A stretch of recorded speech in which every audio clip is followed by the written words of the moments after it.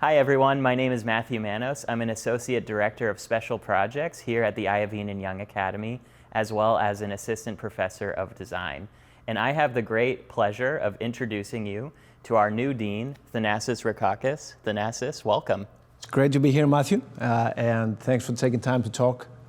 It's a real pleasure to be here working with you and all the other great members of the Academy. Absolutely, and you've been here for just about 2 months now. How's it going?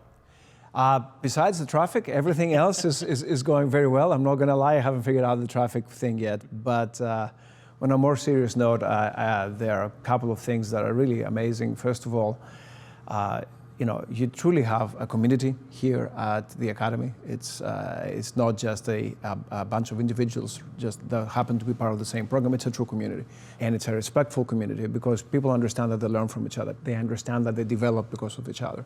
I had the opportunity to go visit classes and see you guys great teaching and how you engage the students, and also just have the experience to sit in some of those great student presentations, which is very exciting. And I have to say, as a kind of high-level comment after 2 months, that I really do believe that the Academy talks the talk and walks the walk. Here, people feel comfortable working across sectors, and they feel comfortable with their identity coming from the work they do, rather from the discipline they belong to. And that kind of safety, that kind of security, creates a situation where collaboration can thrive. Because I'm not competing with that person for that one identity that belongs to discipline, right? We're different, and we're learning from each other, right? So there is no insecurity there. And when you're comfortable being different and working with somebody else, then the next thing that happens is creativity.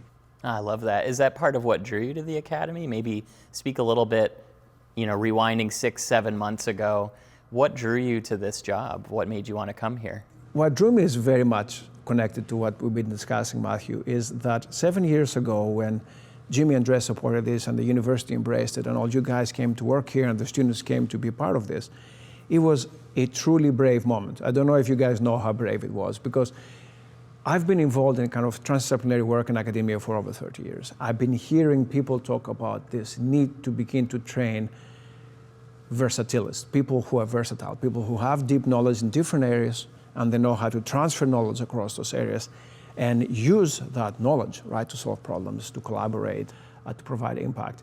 But USC came out and said, we are going to give you a degree for being versatile.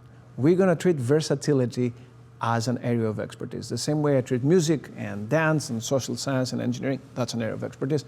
What that did at the time was like, that is amazing, because we all knew at the back of our heads we need those people, right?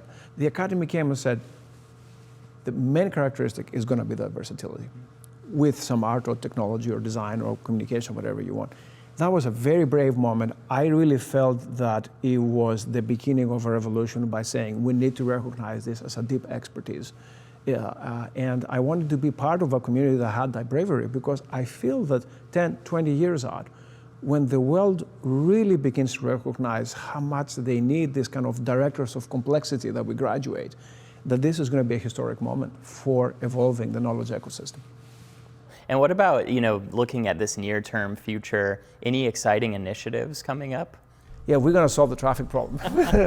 No.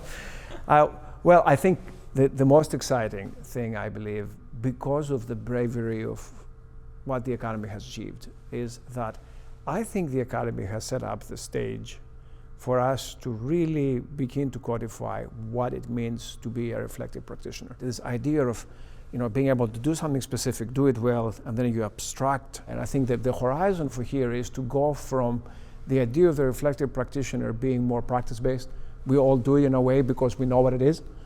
We can actually codify that. We can actually codify how education can move forward and not separate the idea of expertise from reflective practice, but actually have reflective practice and expertise be one.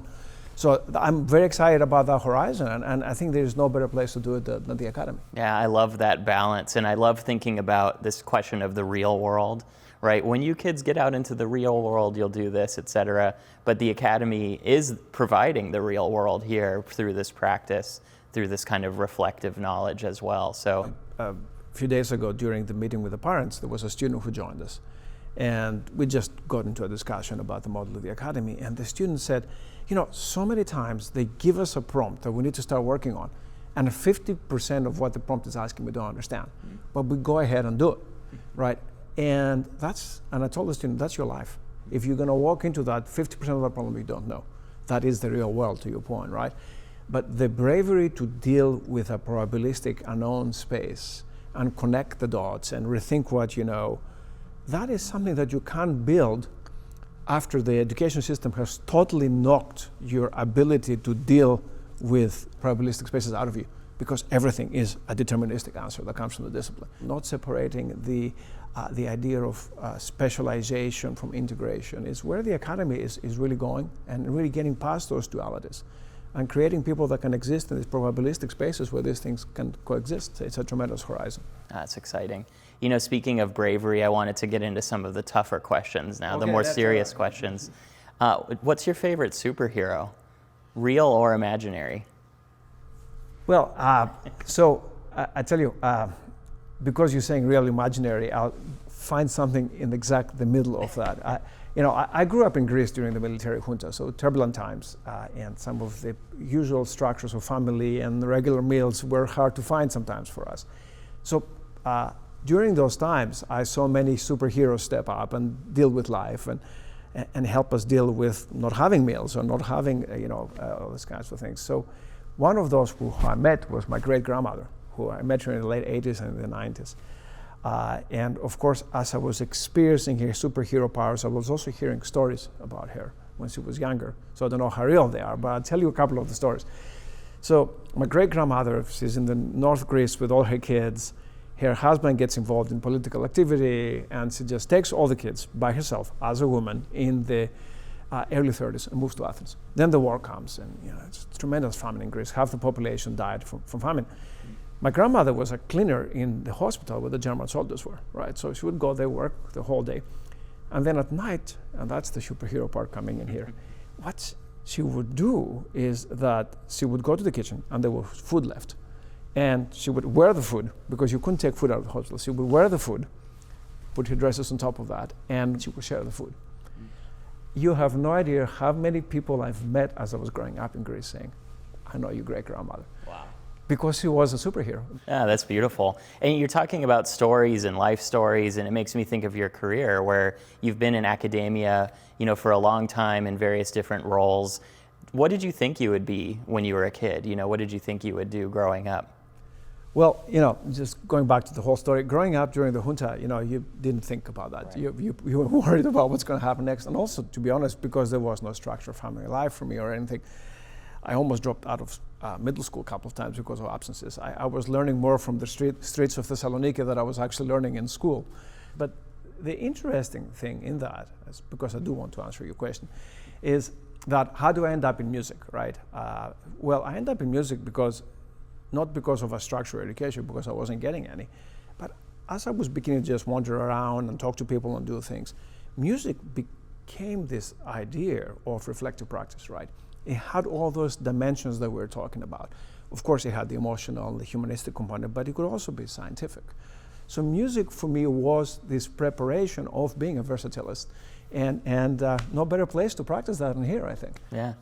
Well, you're kind of getting at this, and I'd love to hear this a little bit more. What do you think is the best advice you ever received? And then maybe to make this a two-part question, what advice would you give to the IYA community, past, present, future? When David Calhoun, the CEO of Boeing, helped us start the Calhoun program before I came here, he was like, hey, big wins will be across sectors, and we need to train people who can work across sectors. Sounds familiar? Yeah. Mm-hmm. And then people started saying, okay, David, but at the same time, people need disciplinary expertise, and how are you going to assess what you're doing? We had to answer those questions. And as they were coming up and I was getting anxious about it, David said to me, I'll tell you how you're going to assess graduating people that have innovation capacity. You're going to assess it 10 years out after they graduate in terms of the innovation capacity they put in life. Mm. And he said, don't get caught when you're training innovative minds, people who can really drive societal innovation. Don't get caught in the continuous measuring, because innovation takes time to mature. It removed from us, who were doing an experimental thing, in many ways similar to what we're doing here. It removed this anxiety of continuous measurement, because if you have to continuously measure, you're measuring using existing measures. So you're running the danger of taking an amazing idea like the Academy and fitting it into existing measures, which means you're going to lose innovation capacity. The bravery of the students, the bravery of the faculty, that advice, David's advice, worry about the innovation capacity 10 years out. We can do that here. I love that. Well, thank you so much for your time and for chatting with me. Congratulations again, and welcome to the IYA family. Well, thanks for the great questions, and looking forward to working with all you guys. It's really great to be here. Amazing. Thank you. Thank you.